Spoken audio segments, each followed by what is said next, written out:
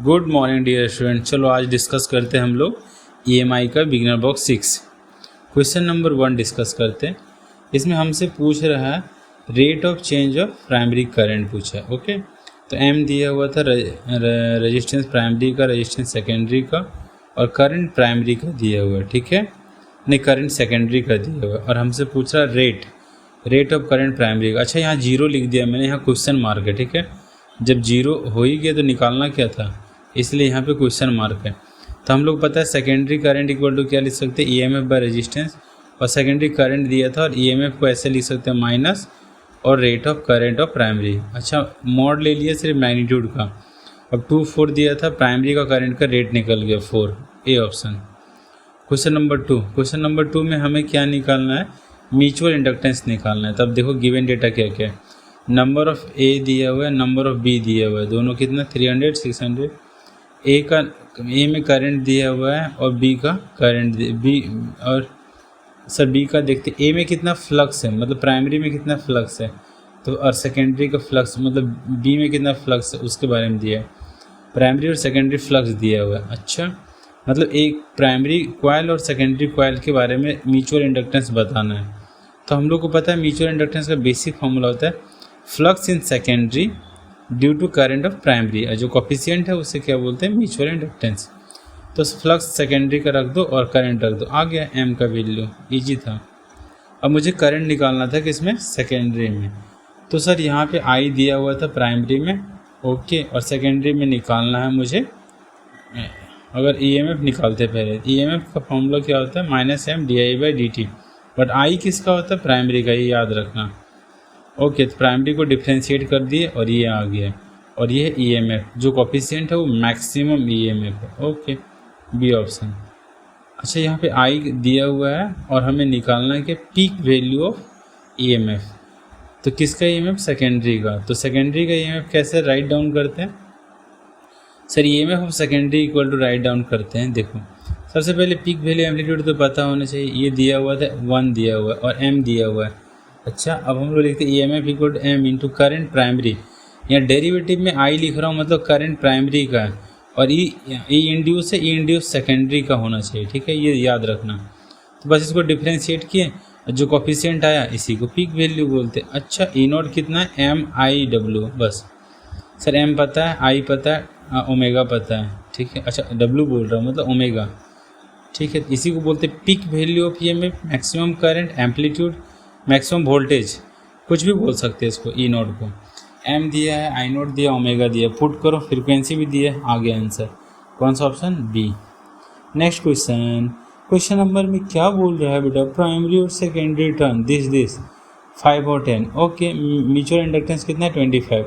हमसे निकालना क्या है इसमें सर, अगर हम लोग को बोला जाए अगर प्राइमरी और सेकेंडरी इस तरह से दूसरे तरह का 10 और 5 हो तब म्यूचुअल इंडक्टेंस क्या होगा। अब हम लोग देखते हैं कि सर पहले वाला म्यूचुअल इंडक्टेंस 25 है, और अगर n 10 हो प्राइमरी और n सेकेंडरी 5 हो तब म्यूचुअल इंडक्टेंस क्या होगा। अब देखो इसका स्टैंडर्ड रिलेशन क्या है, we know that mutual inductance equal to लिख सकते हैं n primary into n secondary. कहाँ से, सोलेनॉइड से। याद करो M equal to N1 NS into volume, volume किसका होता है, सेकेंडरी का। तो इसी तरह से हम लोग लिख सकते हैं म्यूचुअल इंडक्टेंस 1 और mutual inductance 2, n primary n secondary. अब यहाँ पे बस पुट कर दो, प्राइमरी का वैल्यू दिया था मतलब म्यूचुअल इंडक्टेंस फर्स्ट का 25, यस सर सेकेंड का निकालना है, यस सर। तो पहले वाला को पुट कर देते 25, दूसरा को निकालना, फिर अब ये वैल्यू पुट करते 5 इंटू 10 और दूसरा 10 इंटू 5। तो म्यूचुअल इंडक्टेंस कितना आ रहा है सेकेंड केस में, 25। ओके, क्वेश्चन नंबर 6 बहुत ही इजी क्वेश्चन है। हमसे पूछ क्या रहा है सर, हमसे पूछ रहा है इंड्यूस ईएमएफ और गिवन क्या डेटा दिया हुआ है। देखो पहले गिवन डेटा हुआ है लेंथ ऑफ किसका दिया हुआ, हाँ लेंथ ऑफ सोलेनॉइड कितना दिया हुआ है सर, 0.3 मीटर। ओके, और नंबर ऑफ टर्न्स कितना दिया हुआ है सर, 200, किसका, सोलेनॉइड का। ओके, और क्या दिया हुआ है, एरिया ऑफ सोलेनॉइड ये दिया हुआ 1.2 × 10⁻3। अच्छा, सोलेनॉइड का एरिया, और नंबर ऑफ कॉइल कितना दिया हुआ। अच्छा, कॉइल कहाँ पर है, सोलेनॉइड के अंदर में। अच्छा, वो 300 है, और करंट इन सोलेनॉइड कितना है, 2 एम्पियर, और डेल्टा टी कितना है, टाइम इंटरवल कितना है, 0.25। ओके, मतलब 1/4 सेकेंड। अच्छा, पहले देखो फाइंड क्या करना है मुझे, इंड्यूस ईएमएफ बताना। तो डायग्राम बना लेता हूँ, ठीक है। जैसे एक सोलेनॉइड बनाओ, ठीक है। सोलेनॉइड में करंट जा रहा है, हाँ सर, ओके। इन अंदर में मैग्नेटिक फील्ड होगा, हाँ सर। सोलेनॉइड का करंट दिया हुआ था, ओके। अब इसके यहाँ पे कॉइल रख दो, और कितने टर्न रखें, 300 टर्न्स का कॉइल है। हमें पता है कि कॉइल के अंदर जो मैग्नेटिक फील्ड होगा वो सोलेनॉइड का होगा। अच्छा, फ्लक्स इन कॉइल जो बिहेव कर रहा है सेकेंडरी, करंट जिसमें है वो है सोलेनॉइड, वो है प्राइमरी। तो हमारा टारगेट क्या, flux in coil due to magnetic field of solenoid कितना होगा। तो फ्लक्स इन कॉइल देखते हैं, तो बी सोलेनॉइड का और एरिया कॉइल का, ये हो गया फ्लक्स। अच्छा, यहाँ पे करंट रिवर्स हो रहा है, तो इनिशियल फ्लक्स देख रहे हैं, जब करंट फॉरवर्ड है तब थीटा कितना है, 0, मैग्नेटिक फील्ड और एरिया वेक्टर के बीच। अभी कितना फ्लक्स आ रहा है शुरुआत में, दैट अमाउंट, ओके। एरिया किसका होगा, कॉइल का, ये याद रखना, स्टार पॉइंट है। क्योंकि B1 का मैग्नेटिक फील्ड मतलब सोलेनॉइड का मैग्नेटिक फील्ड कॉइल में जा रहा है, इसलिए कॉइल का एरिया होगा। अभी केस अगर करंट रिवर्स हो जाए तब थीटा कितना हो जाएगा, 180। अच्छा, तब मैग्नेटिक फील्ड कितना होगा, माइनस में हो गया। हमसे पूछा था change in magnetic field upon change in time, मतलब change in flux upon change in time. तो चेंज इन मैग्नेटिक फील्ड कितना होगा, रिवर्स हो गया, मतलब -2 टाइम्स हो जाएगा एक का, हाँ। तो वही 2 टाइम्स और किसी एक का मैग्नेटिक फील्ड लिख दिया और उसको डिवाइड कर दिया, ओके। यहाँ कितना दिया हुआ है, μ0 दिया, ओहो, पुट करो बस, कैलकुलेशन और कुछ नहीं, 0.25 से डिवाइड कर दो। यस सर, हाँ। अब देख रहा हूँ कि इसका वैल्यू कितना था, किसका, एरिया का।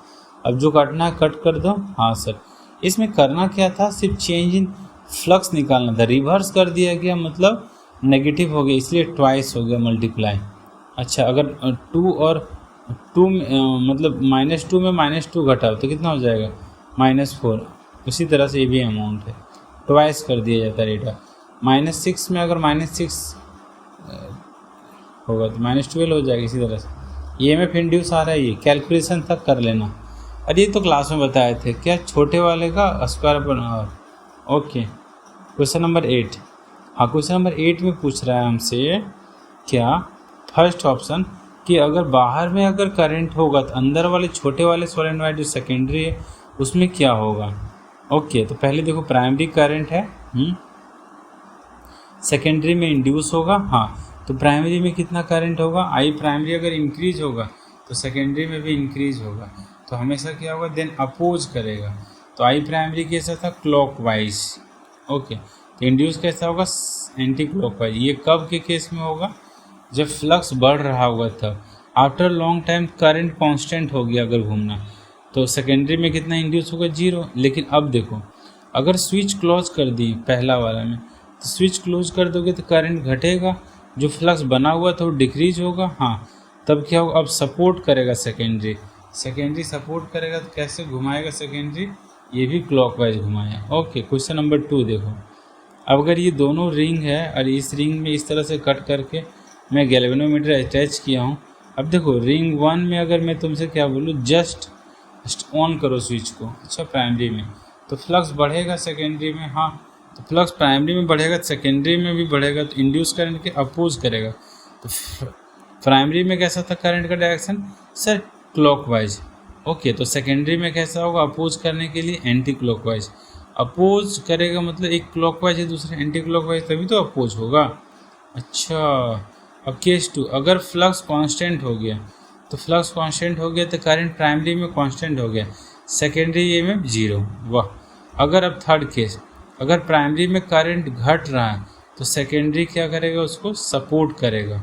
अच्छा, सपोर्ट करने के लिए क्या होगा, प्राइमरी का जैसे nature of flow of current है क्लॉकवाइज, तो सेकेंडरी में भी करंट कैसा होगा, क्लॉकवाइज, ओके। थर्ड क्वेश्चन में देखो, एक सोलेनॉइड, 2 सोलेनॉइड है हमारे पास, ठीक। तो एक सोलेनॉइड में बैटरी है, दूसरा विदाउट बैटरी है। तो इस सोलेनॉइड में जब भी करंट स्टार्ट करता है दूसरे में इंड्यूस हो जाता है, तो करंट सेकेंडरी में कितना होगा, जितना प्राइमरी में, तो सेकेंडरी में फ्लक्स कितना होगा जितना प्राइमरी में करंट होगा, ओके। तो यहाँ से हम लोग देख रहे हैं, अगर इंक्रीज होगा करंट तो दूसरा में अपोज करेगा, मतलब एक में क्लॉकवाइज है, दूसरे में कितना होगा, एंटी क्लॉकवाइज। सेकेंड, अगर पहला वाले में करंट कांस्टेंट हो गया तो दूसरा में कितना होगा, 0, ओके। थर्ड केस में क्या हो सकता है, अगर थर्ड केस में क्या होगा, अगर थर्ड केस में अगर फ्लक्स घट रहा होगा तो दूसरा वाला सपोर्ट करेगा। आईपी अगर कम होगा तो फ्लक्स सेकेंडरी में घटेगा तो सपोर्ट करेगा। सपोर्ट करेगा मतलब कैसा होगा, ये वो अगर इसमें क्लॉकवाइज था तो ये कैसा होगा, ये भी क्लॉकवाइज होगा। ठीक है, थैंक यू बेटा, अच्छे से पढ़ो और करंट का डायरेक्शन N to L हो जाएगा सपोर्ट के लिए। Bye bye, take care.